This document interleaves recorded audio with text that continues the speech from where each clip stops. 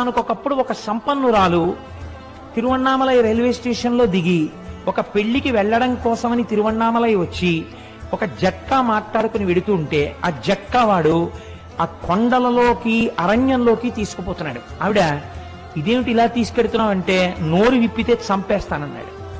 భగవానుడు ఇక్కడే కొండ రూపంలో ఉన్నాడు, నన్ను రక్షిస్తాడని ఆవిడ జట్కాలో కూర్చుని అరుణాచల శివ అరుణాచల శివ అరుణాచల శివ అని 3 మాటలు అన్నారు.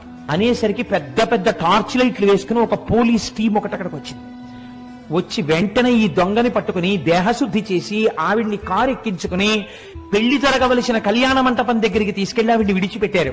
అన్నారు తన బంధువులతో కలిసి పోలీస్ స్టేషన్కి వెళ్లి, నిన్న రాత్రి నన్ను కొంతమంది పోలీసులు రక్షించారు, వాళ్ళ నెంబర్లు ఇవి, తమిళనాడు పోలీసు సర్వీస్ లో ఈ నెంబర్లు ఉన్న పోలీసులు లేరమ్మా, పరమశివుడే ఆ రూపంతో వచ్చి ఆవిడ్ని రక్షించాడు ఆ రోజున.